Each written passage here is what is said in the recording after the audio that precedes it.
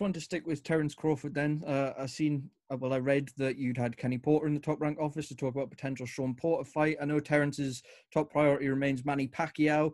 Which fight seems most likely for Terence next? Well, again, we are working with people, or the Pacquiao group is working with people in the Mideast who are real people and are going to finance this. We'll know for sure by tomorrow. If they come up with the money and finance the fight, then we would do it in this country in the Mideast, and Top Rank would be used by the country to work all the details of the promotion and that type of thing. But the people in the country would be the actual promoters of the fight. And it would be a big opportunity for Terence Crawford to fight Manny Pacquiao.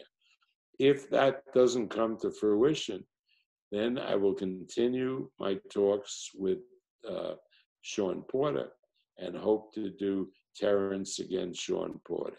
Either of them are, in my opinion, interesting fights, but obviously Pacquiao is Pacquiao, and if Pacquiao can get in the ring with Crawford, obviously that's the way Terence would want to go. Just a few more matters, Bob. I'm appreciative of your time. Vasily Lomachenko, we saw him sort of getting a bit more active on Twitter and engaging with Devin Haney. They had a few things to say to each other. Is that a fight you'd be interested in making this year, Bob?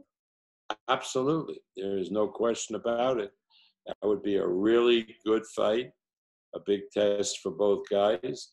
I think it would be very, very popular, and we would do it depending on the rest of the schedule, either in July or the beginning of August. I wanted to ask you about Oscar Valdez as well. I've got you here, Bob. We saw that stunning stoppage win to claim the WBC super featherweight title a couple of weeks ago now. A lot of people talking about the Shakur-Stevenson fight. What a fantastic fight that would be. Is that a possibility, do you think, for this year? Oh, we're going to see. We're not going to rush into anything. We have Carl Frampton challenging Herring for the 130-pound WBO belt.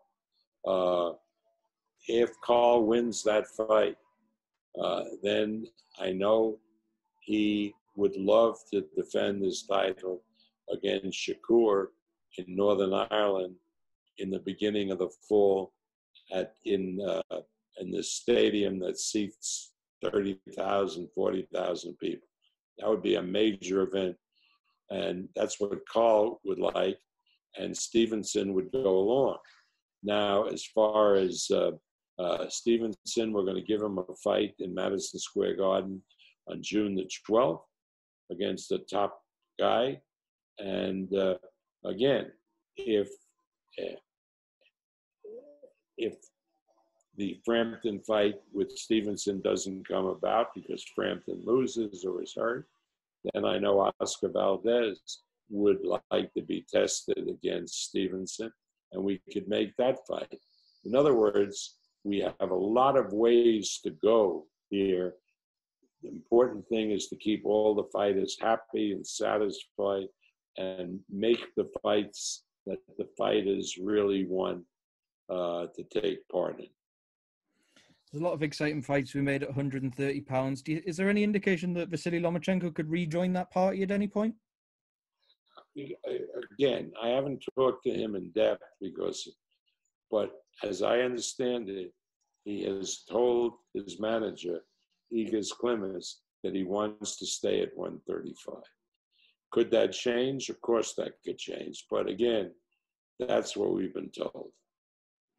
Okay, Bob, appreciate that. Now, just to ask you about Joshua Fury, I know you guys are trying to keep things a bit quiet behind the scenes, but I have to ask, I read online that contracts have been exchanged. I was just hoping you'd give us an update. How close are we, Bob?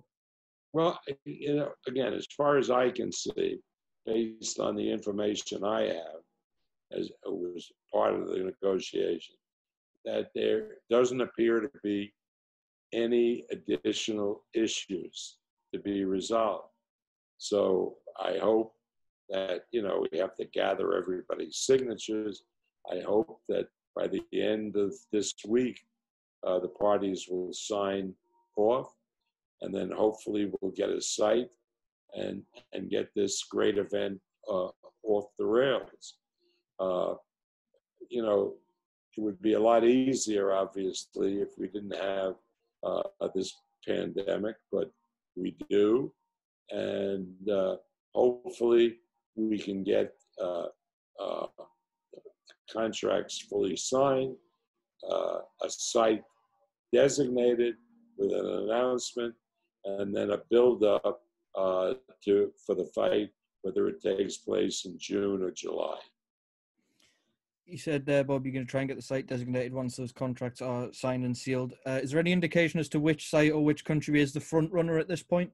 No, again, you know, and you know, the reason there's no front runner is because it changes. First, as one country comes up, then another country comes up. So right now, I couldn't even hazard a guess as to what country it'll be. And who knows, you know, if things clear up sufficiently by the end of June, July, it could land back in the UK at like Wembley Stadium. You know, I would love to do that fight for 80,000 people in Wembley Stadium. You know, I'm an old school guy, and I love to do these events with huge crowds in outdoor stadiums.